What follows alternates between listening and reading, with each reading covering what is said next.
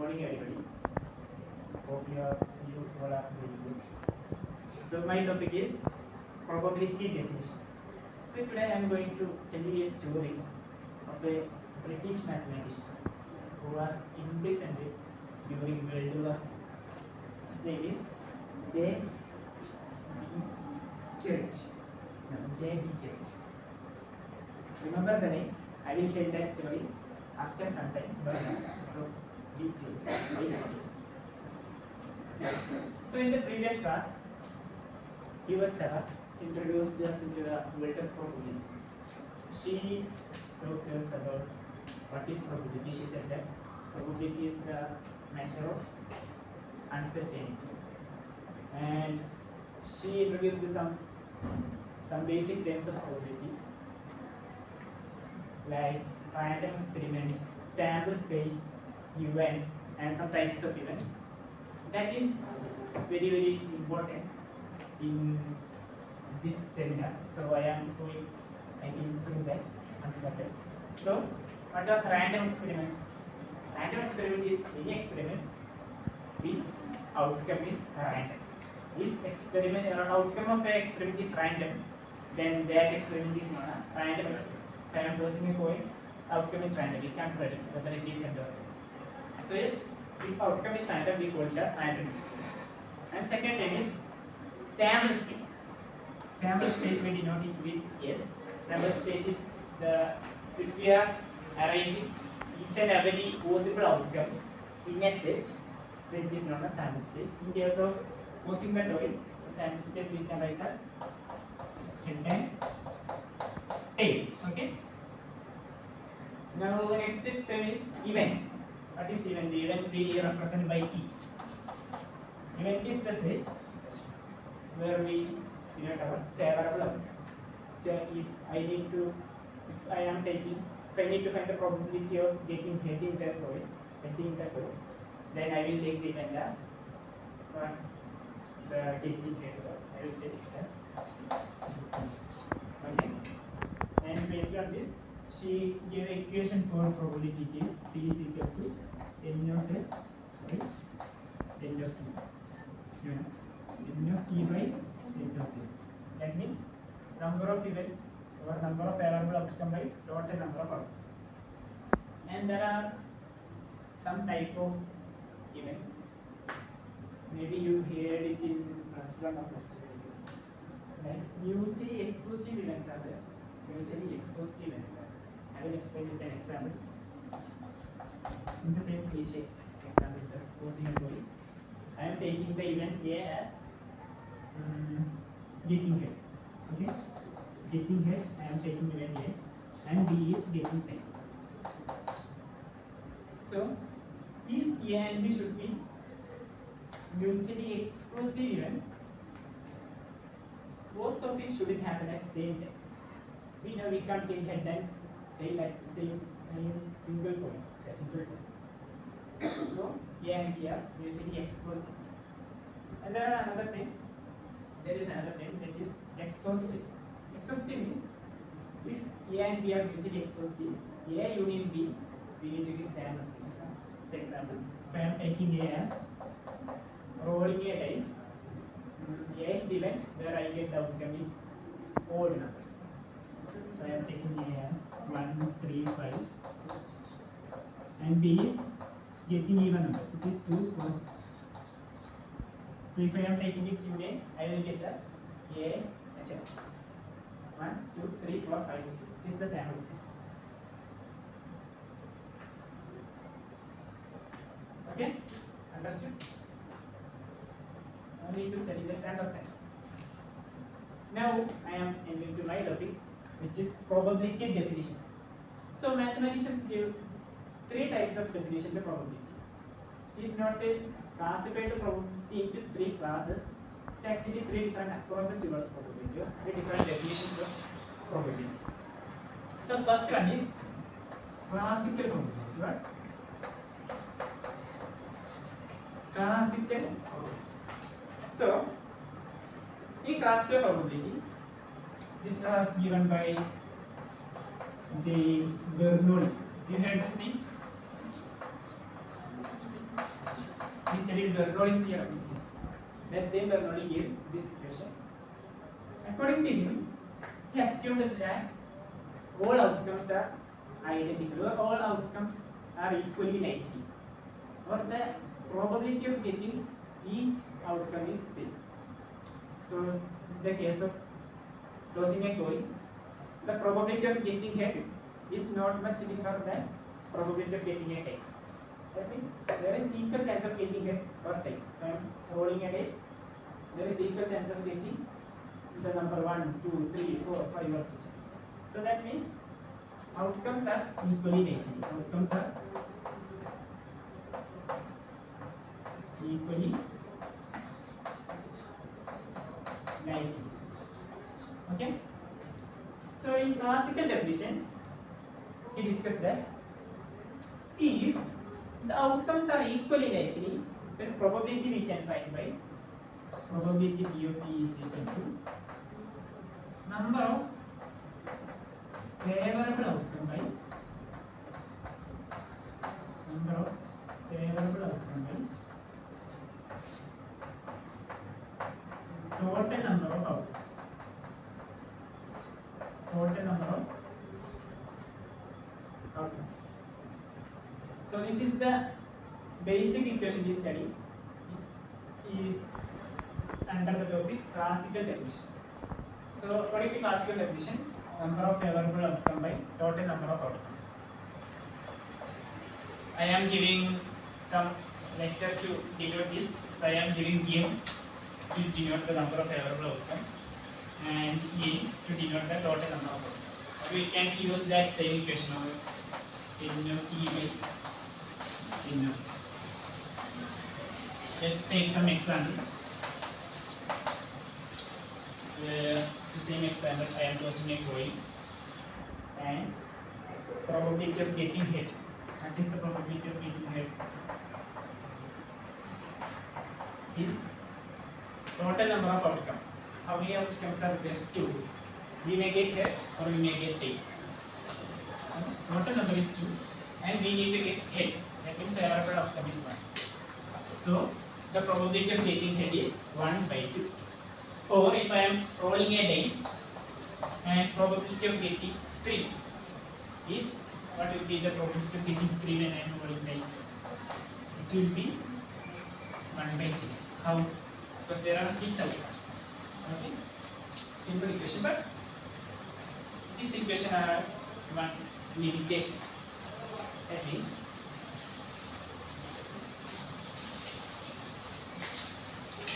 just suppose now when I was taking class, one choke dropped from my hand, I need to drop. So I am finding the probability of breaking of this choke if I am dropped from this with this equation. Okay? So what is the probability? Probability. Total number of outcome, total number of possible outcome. This may break or this may not break. There are 2 total outcomes. That is, either this may break, otherwise this not break. So total number of outcome is 2, and I am finding the probability of breaking this choke. That means favorable outcome is 1. So according to this, is like 0.5 or 50%. The probability of breaking this choke if I am dropping is 50%. Is that true? No, we know that if I am dropping a coin, if I am dropping a choke, almost 90%, 80% time the choke will break. So it is not applicable in this case. Or like in other case, the probability of falling this seed infant from. So what is the probability like? Total number of outcome is this may fall or may not fall. 2 chances. And we are finding the probability of falling the fan is also 1 by 2 by here. It is true? No, it is not true. It is very much probable. Here maybe negative. But actually it is less probable. Then if one person, the train is moving in very fast, he is jumping out of the train. What is the probability of he surviving? Same case, he may survive or may not survive. According to this theory, it is 1 by 2, 50% he wins, but it's not. So one limitation is when the outcomes are not equally likely. He said that this is only applicable when outcomes are equally likely. In that choke breaking case, the chance of breaking choke and not breaking choke is not equal. The chance of breaking choke is more that range jumping in the case of this is the chance of not surviving is greater. That means outcomes are not equally likely. So when outcomes are not equally likely, this is limited. And we can say one more limitations where the total number of outcomes are infinite or unknown. If suppose me and Devi, we are going for a tea in the night through the camera. So I am looking at the sky. So there are so many stars in the sky, and I am spotting a star, and the probability of that star will be serious. Probability of that star is serious is what is the probability? Probability equal to total number of serious in the sky is 1 and by total number of stars. How many stars are there? We don't know. So at that point also this equation is not valid. So two limitations: when outcomes are not equally likely, or when the total number of outcomes are infinite or unknown. So we are moving to the next case or next definition, that is statistical definition. What? Statistical definition. One more thing. Classical definition has one more name, that is a priori. What? A priori. So in classical definition, we don't need to do experiments to get the probability. We don't need to do experiments. We can get it from theoretical. That means we will get the probability before doing the experiment, or we get the probability prior to the experiment. So a priori means prior to the experiment we will get the probability. That's why it is known as a priori. Just another name, like theoretical or something, is also called as theoretical definition. And the next definition is statistical definition. Statistical definition have a name, a posterior. What? A posterior. What is the reason? Because they explain what is statistical. Statistical definition means we are entering to some more practical way. We are doing experiments alone. So in statistical definition, we are doing by practice, we are doing by action. So after the experiment only, we will get the probability. So that's why it is known as a posterior. And it is also known as empirical definition. What is meant by empirical? Empirical means based on experiment. So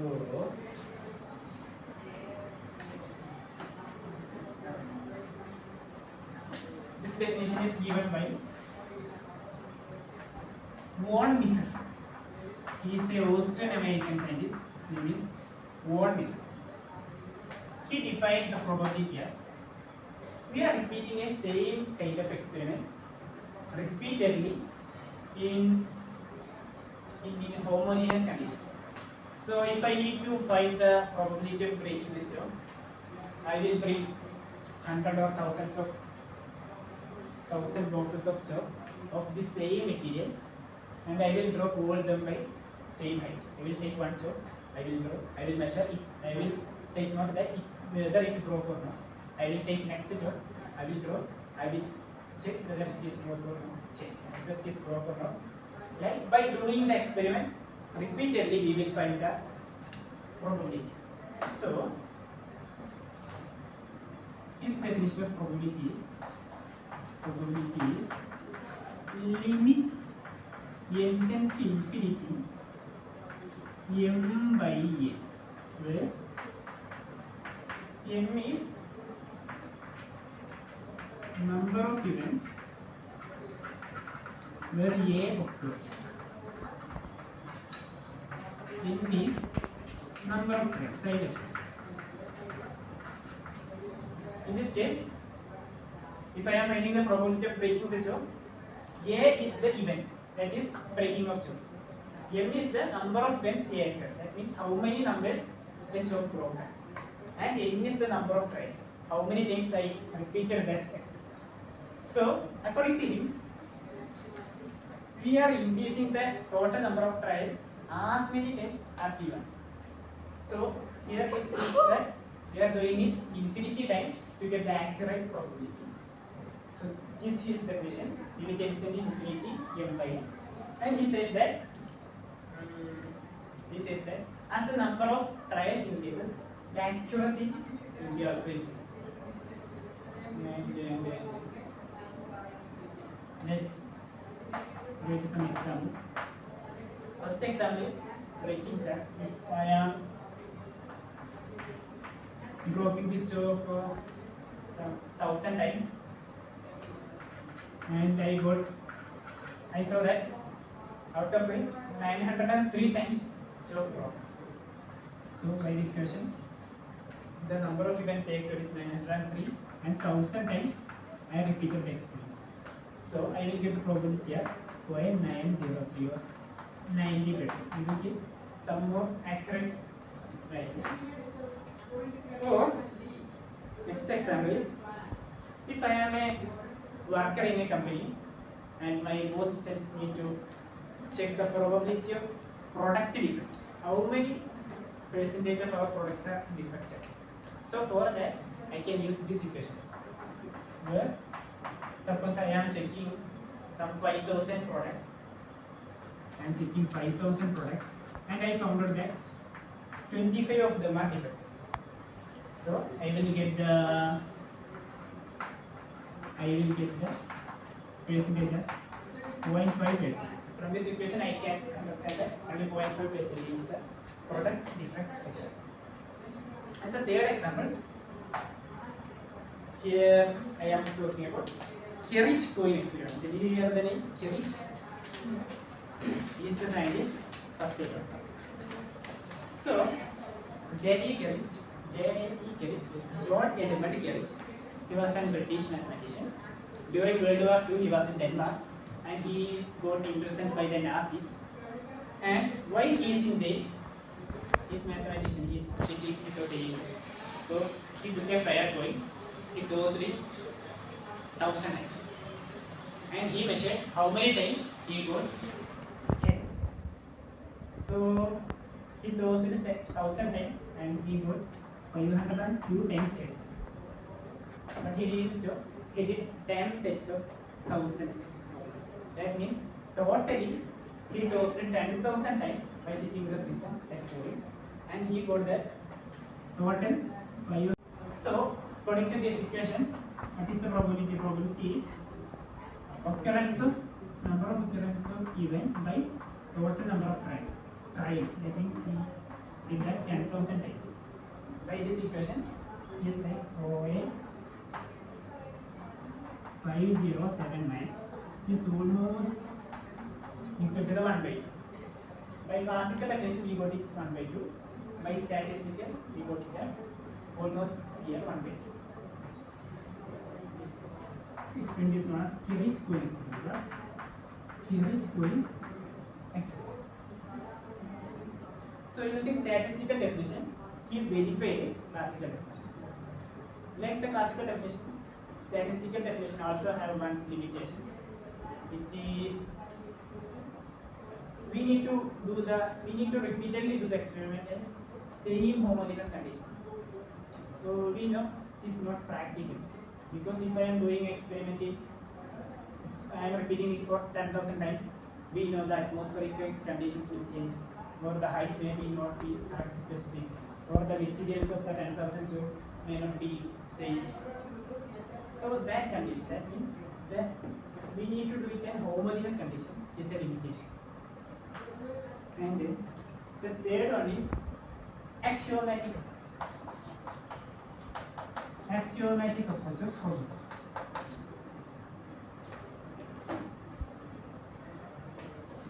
Axiomatic approach of probability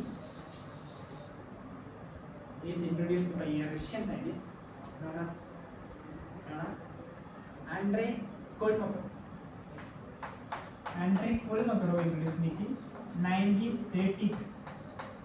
Actually, what he did was, he combined the old definitions that existed, like classical definition, statistical definitions, and other definitions as much that didn't give them popularity. He combined their very definitions and he made one framework, one rigid structure to this probability.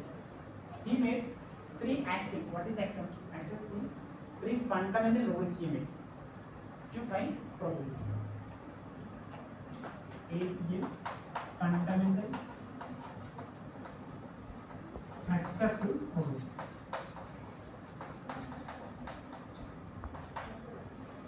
Or he gave three axioms to find the probability. Based on these axioms, the advanced concepts were founded. And the first axiom was non-negativity axiom. What? Non-negativity axiom. By the name itself, we can understand that non-negativity axioms discuss that probability of an event should not be negative. It may be 0 or maybe 2. Probability should not be negative. That is the first step. Now we can write it as P of A greater than or equal to 0. It won't be negative.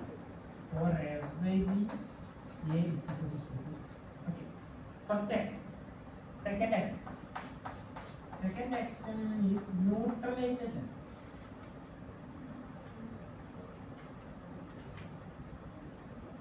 Yeah, neutralization. Neutralization axiom discussed that probability of sample space is 1. Probability of sample space is really enough. The equation n of t by n of s. So we are finding the probability of sample space. So n of t we can write it as n of s. N of s and n of s will cancel. Probability is 1. The third action is additivity of mutually exclusive, or we can call it as additivity action. In additivity action, there is one condition, that is it should be mutually exclusive. Or I can say that A intersection B will be, there won't be any common terms. In that case, probability of A union, B union, etc. is equal to probability of A plus probability of B plus. That means if the events are disjoint or they are mutually exclusive, then the probability of union of those events is the sum of probability of individuals. So three actions. First is non-negativity action, then neutralization action, then additivity action.